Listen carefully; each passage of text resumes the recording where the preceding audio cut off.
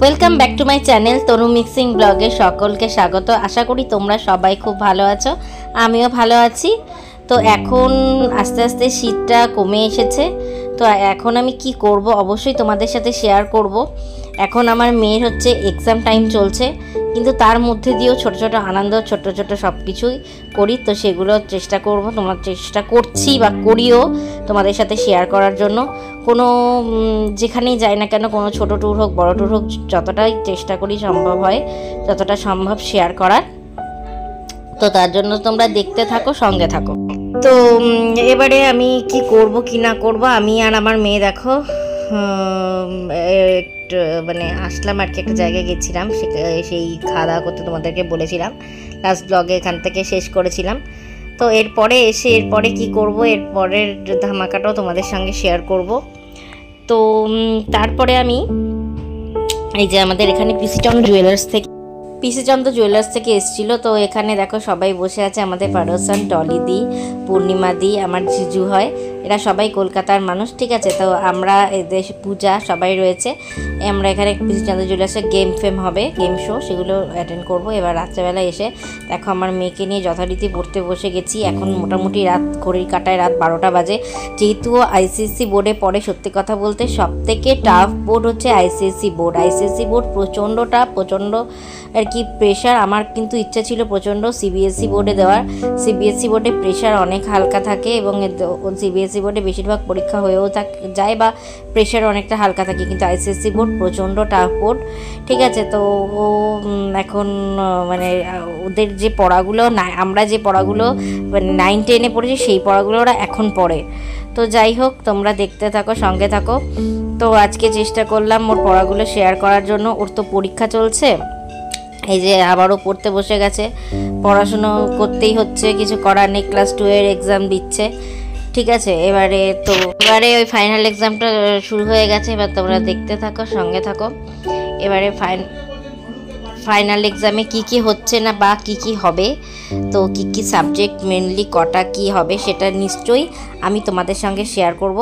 এখন ও স্কুল যাচ্ছে, ভোর এখন দেখো এখন 5:45 বাজে, এখন উঠেছি, উঠে ওকে রেডি করছি, রেডি করে এখন স্কুলে পাঠাবো। ওর পরীক্ষা আছে, এক্সাম আছে, এক্সাম দিতে যাবে, ঠিক আছে। তো তোমরা দেখতে থাকো, সঙ্গে থাকো, এবং দেখো আমি যখন ভয়েসগুলো দিচ্ছি হয়তো আশেপাশ থেকে অনেক আওয়াজ আসছে, তো তার জন্য আমি সরি। তো দেখো তোমরা, এবারে ও স্কুলে যাবে, তো সেটাই আর কি তোমাদের সাথে শেয়ার করব। এ দেখো ও রেডি হয়ে গেছে যথারীতি, ঠিক আছে, যথারীতি রেডি হয়ে গেছে। আজকে এই ড্রেসটা ওদের পিটি ড্রেস, কিন্তু ওদের পরীক্ষা চললেও কিন্তু সব ড্রেসটাই মেনটেন করতে হয়, তো সেটাই ও পরে যাচ্ছে। তো তোমরা দেখতে থাকো, সঙ্গে থাকো, সাথে থাকো আমার চ্যানেল। রান্না করেছি, এই মাছটা রান্না করেছি, এটা তোমরা বলো এটা হচ্ছে শিঙি মাছ, ঠিক আছে, মাগুর মাছ যেটাকে বলা হয়, সেই মাগুর মাছটা রান্না করেছি। আর একটা বেগুন ভাজা একটা করেছি, কেন আমি যেহেতু খাই না।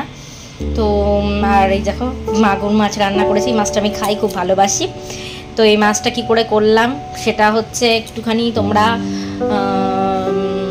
রসুন ফোড়ন দিলাম, নুন হলুদ দিলাম, সামান্য মিষ্টি দিলাম, ব্যাস এইভাবেই করলাম মাগুর মাছটা। তোমরা এটা খেতে পারো, খুব উপকার। এই মাছের ঝোল যত খাবে গায়ে তত রক্ত হয়, বল হয়, তো এই মাছটা অবশ্যই খেতে পারো। তো বেগুন দিয়ে ঝোল করেছি, ঠিক আছে। করছি আলু কুমড়োর তরকারি।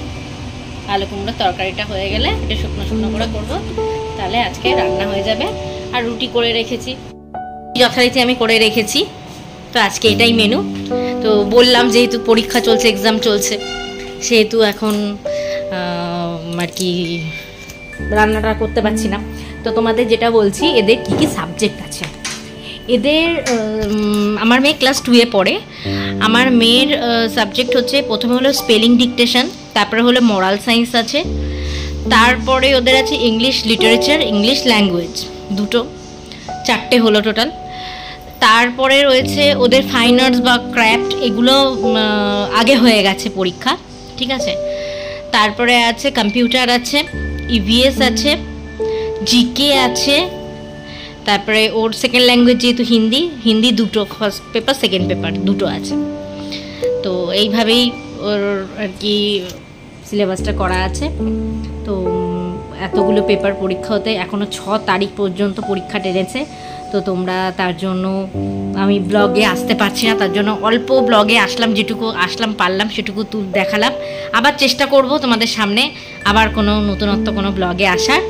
তো আজকের মতো এই পর্যন্তই। তোমরা প্রত্যেকে আমার চ্যানেলটা লাইক করে দাও, শেয়ার করে দাও, সাবস্ক্রাইব করে দাও। আজকে ব্লগটা আর বেশি বড় বাড়ালাম না।